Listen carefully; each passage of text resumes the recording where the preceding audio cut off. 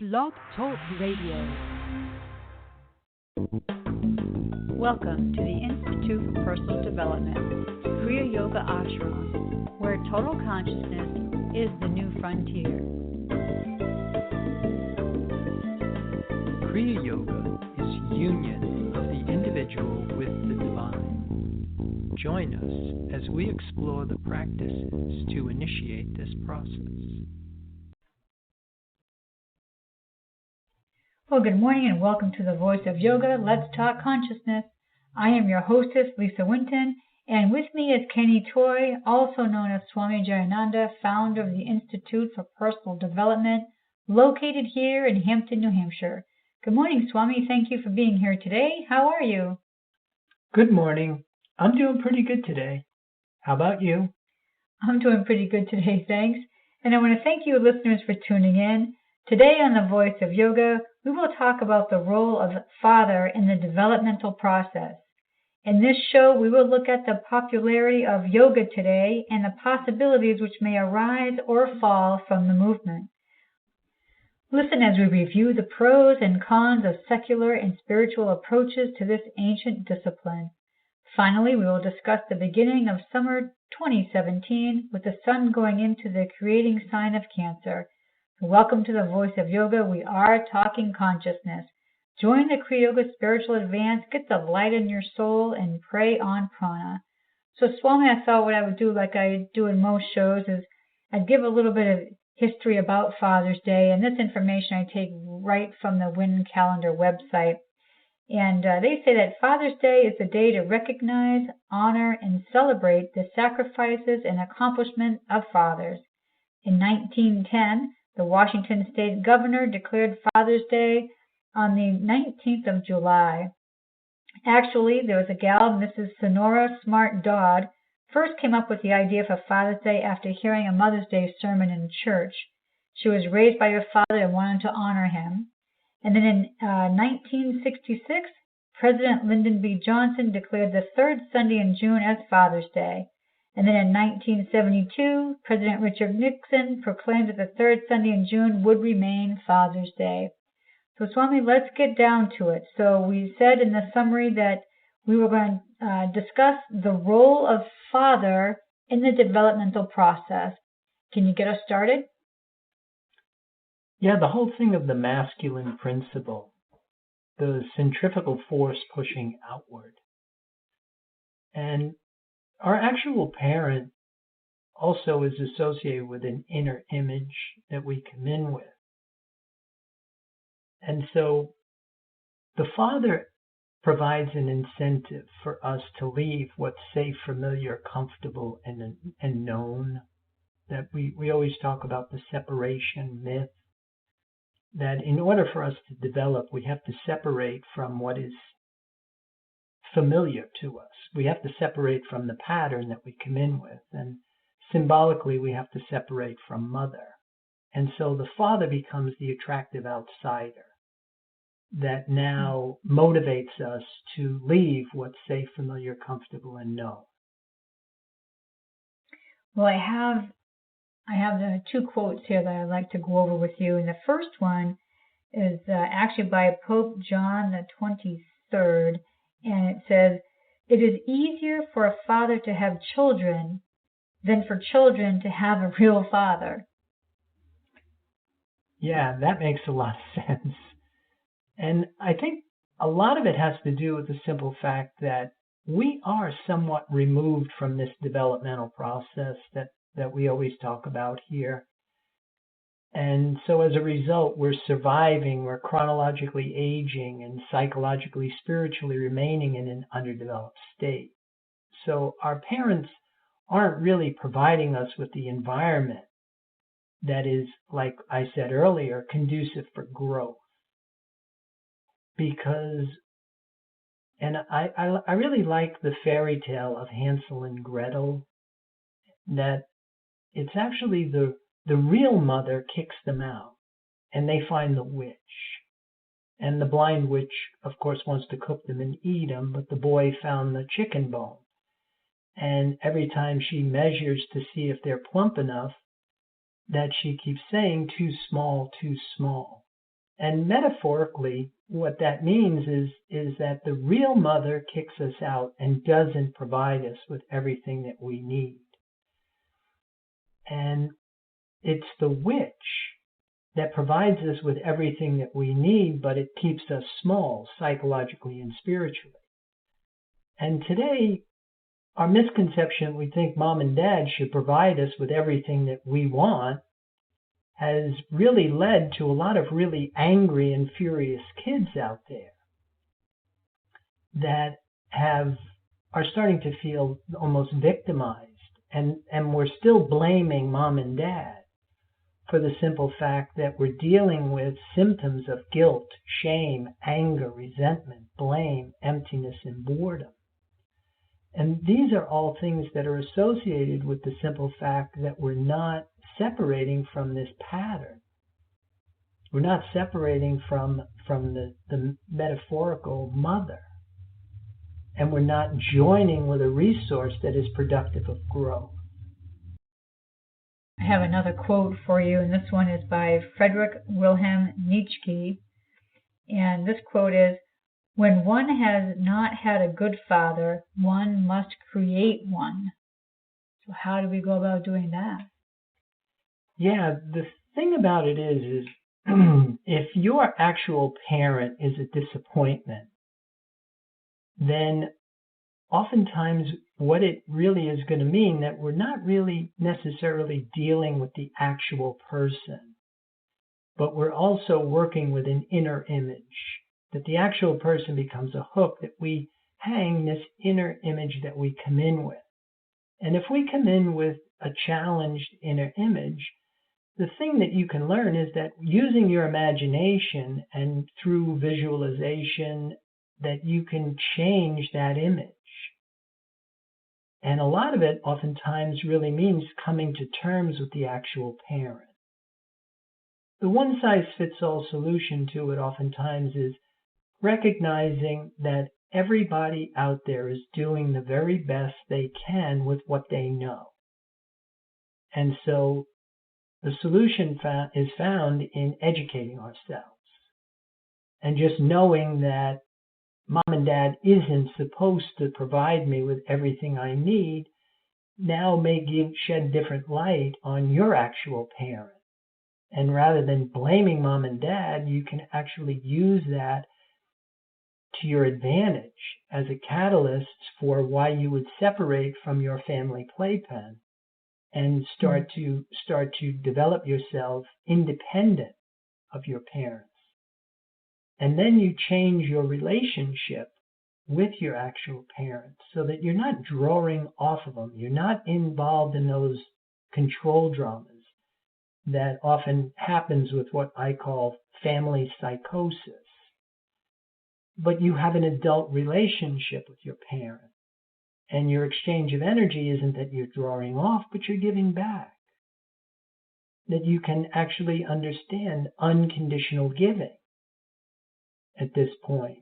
But it really requires us, as we keep saying, to join with truth and wholeness, to join with a resource of energy that metaphorically was associated with Father. So you're saying that the role of the father isn't just to be the provider, the monetarily speaking, or bringing home obviously the finances to be able to support a home and feed the children and that type of thing. It's much more than that. It's the providing the education and giving them the wisdom so that children can become true adults. Yeah, I mean the father, on an ideal level, the father is provider, protector, procreator. And if you don't have that, but you're getting everything that you need, because if you're still alive, then somebody's providing for you. And that is an opportunity now to be able to capitalize on that situation so that you don't let your parents dictate what's going to happen to you. You really want to separate from that and then start to become independent and using your own mind, using your own creativity, using your own imagination, start moving forward with your life using your creativity. Now, should we be thinking about, like we just talked about Trinity Sunday last show, we talked about the Father, the Son, the Holy Spirit. So let's talk about the Father in this sense and what our relationship should be with the Father. Yeah, I mean, in development, it's the crucifixion of the body, the resurrection of the Son, the reunion with the Father. So the Father being more attuned with the concept of spirit, with the unified field. So once we join with that, and we feel, as it said in the Apostles' Creed, we sit at the right hand of the Father. Now we're in tandem with something that not necessarily an actual parent or even an image of some cosmic puppeteer or any other authoritarian image that we may have, but it's actually the force right now that is supporting our lives. And if you have it, then you have the possibility of a relationship with it. Now, the education part of this is that we do not have attention for something invisible and intangible. And that was the work of our religions, or even, say, for example, we'll probably talk about this, is the work of disciplines like yoga. Now, of course, if what you're doing doesn't include this union with this other source of sustenance, then you might want to go back and look at it. Because the benefits of having internal support really start to reveal themselves when we're looking at our relationship with our parents. Yeah, because don't all relationships actually stem from your family relationship? So you can kind of figure out what are my relationships outside my family going to be like based on the ones I already have. Yeah, and that's where developing a primary relationship with your divinity gives you a new lease on life. Because you're now drawing from a different energy field, but you also have created endless possibilities for yourself. You're now using your creativity, your imagination. And it doesn't negate the relationship that we have with our actual family, but it can make it smaller, and it can make it way more manageable because you're not drawing off of it, you're giving back to it. And I think that's an important point to make right there, is that we don't want to live our lives drawing off of these other type of negative energies, what you're talking about. We want to be able to make that right-hand turn and draw off of something that's a bit more positive, something that can really sustain us, like you would say. Yeah, it's way more reliable. It's more dependable. And you're able to color your life. You can actually now deal with your parents and you can focus on what they are good at, as opposed to maybe focusing on what you didn't get as a child. Right. I mean, I think there has to be a point somewhere where we have to stop blaming mom and dad for everything that's happening to us. Yeah. Oh, absolutely. And when you assume responsibility for that and you have the benefit of internal support, then you've got tools that you can use to move forward with your life. Right. Well, I think it's going to be about that time. We're going to take a break and we'll return with you shortly.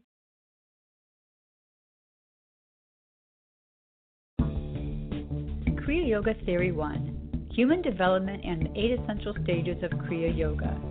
This program is a comprehensive course that will help you get your arms around the science of Kriya Yoga. It provides a clear understanding of the goals and objectives behind yoga, along with the physics of spirituality. It includes the practices, supportive concepts of Kriya Yoga, and the process in human development, apotheosis, the process of the human becoming divine.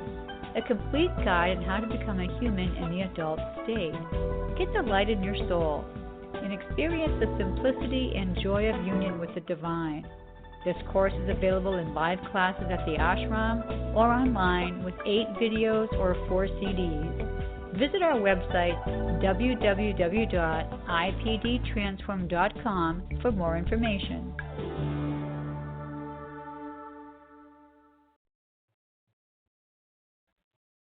And welcome back. For those of you just joining us, you are listening to The Voice of Yoga, and we are talking consciousness.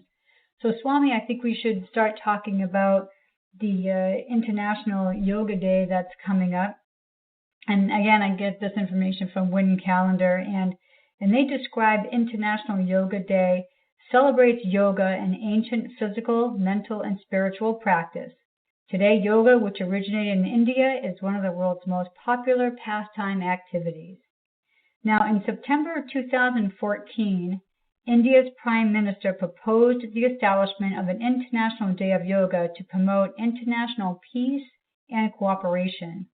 His request was granted by the United Nations General Assembly in December of 2014 in an effort to highlight the benefits of yoga to physical well-being and to the world peace and development. Now, on June 21st, 2015, the first International Day of Yoga was celebrated worldwide, leading to a new Guinness record for the largest yoga lesson, consisting of nearly 36,000 participants in India's capital of New Delhi. So let's talk about International Day of Yoga, and what is it that you think we should all get out of it? Well, I think group dynamic is really helpful. And the whole thing of like attracts like, that people that are practicing yoga are changing their vibration, they're changing their frequencies. And so I think it's a movement in the right direction. Mm. I mean, especially I found that for myself, that being raised a Christian, I don't think I understood Christianity at all until I started studying Buddhism.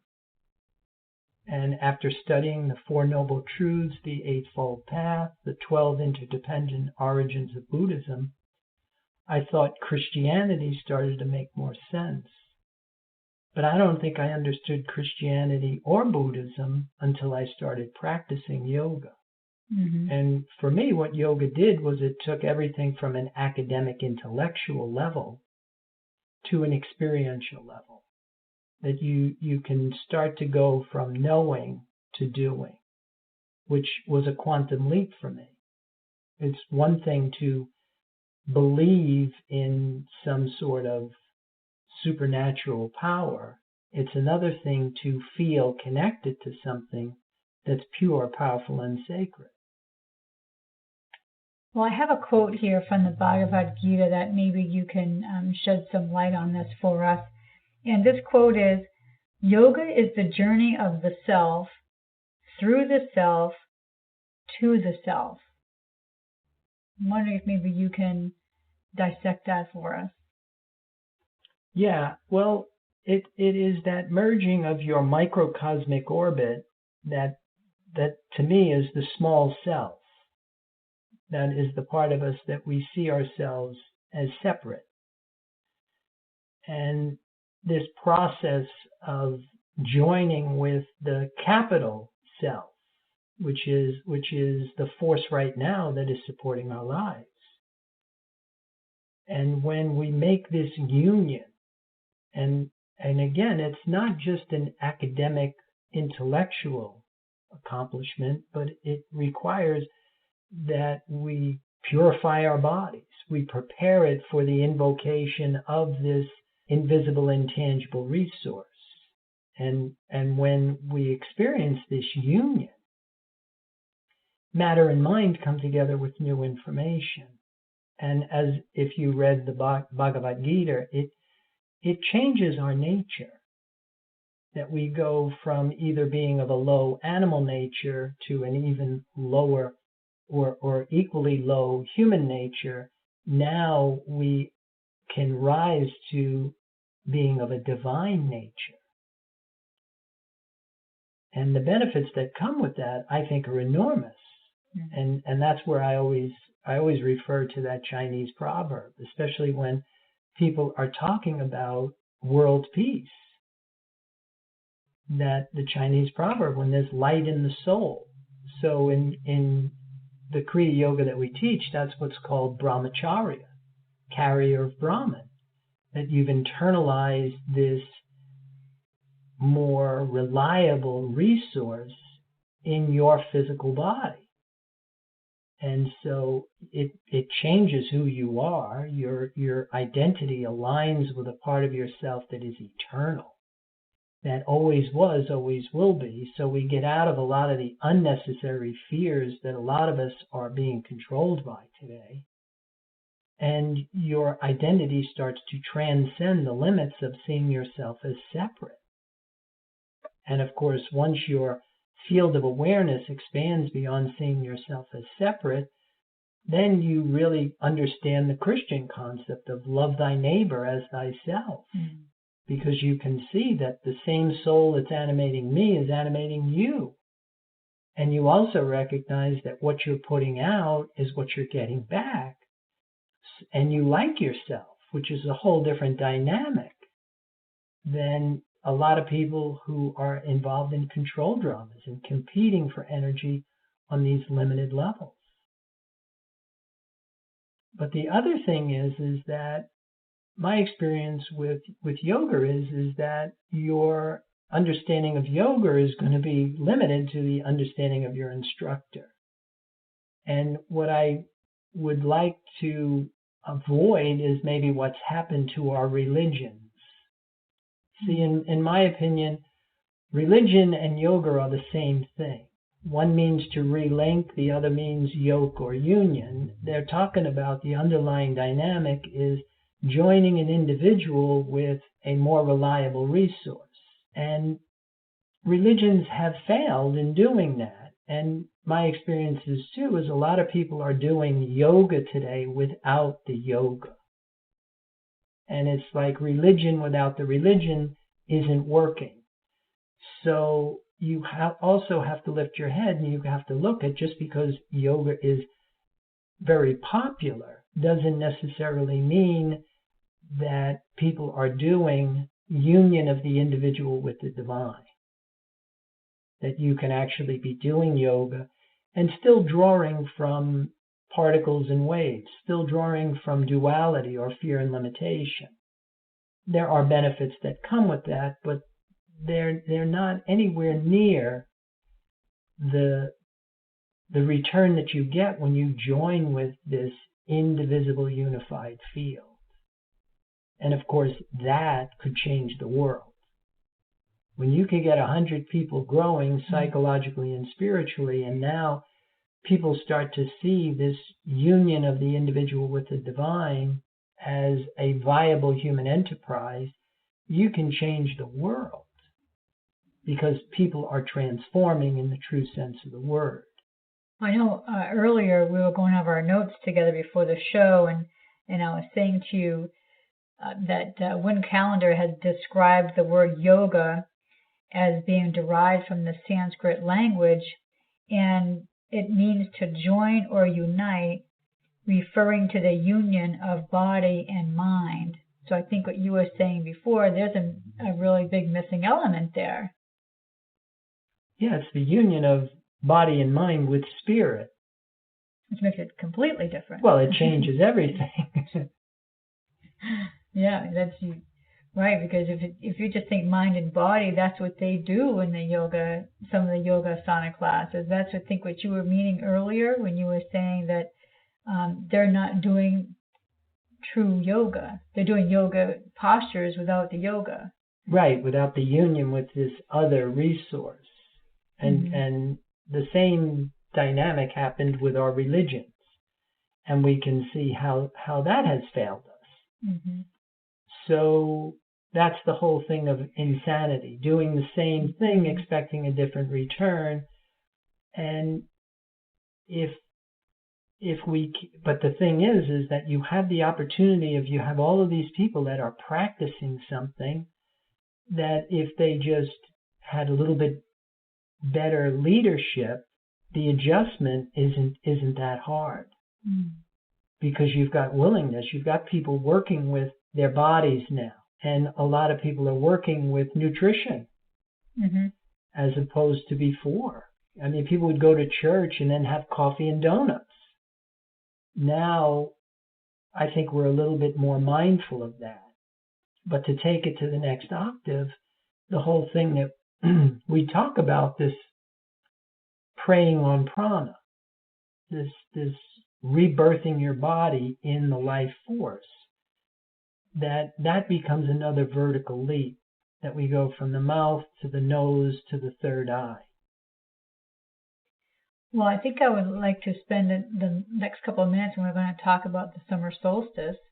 And if you could tell us, what is it going to mean on June 21st when the sun goes into the creating sign of Cancer? Well, for one, it means that the precession of the equinox, has met its zenith, that it is the longest day. And then from there, it's going to start that our days will start to get shorter again. But it's also the high point of light and everything that light represents. And of course, it's in Cancer, the start of a new season. It's the creating force. And it's a good time to start something. Take advantage of the sun going into cardinal signs. What's really interesting is that the International Day of Yoga and Summer Solstice are going to fall on the same day. So I think people should maybe start a yoga program. That would be a good idea. Give us a call if you're looking. That's right. Start taking some classes. That's right. So I think interesting that the information I have is that the word solstice comes from the Latin words for sun and to stop. So I thought that was interesting. So I wondered, does that mean because after that day the sun starts going back, right? So it starts actually going to start getting darker now. Yeah, or when it goes into Capricorn, it goes the other way. Going the other way. That the nights were getting longer, and now they're going to start to get shorter. So is there anything else we should prepare ourselves for summer solstice regarding the sign Cancer? Well, it's a good time to nurture yourself and take care of yourself and protect yourself. That Cancer is associated, well, it's ruled by the moon, the mother.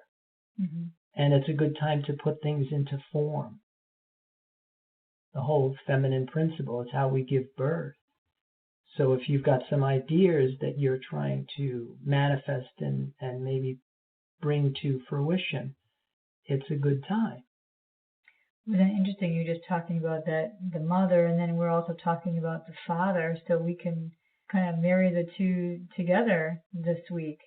And that's Hatha Yoga, Sun-Moon Union. So you've got Ida and Pingala, the masculine and the feminine principles, because they need each other. It's not one or the other, but it is really the balance and integration of them both.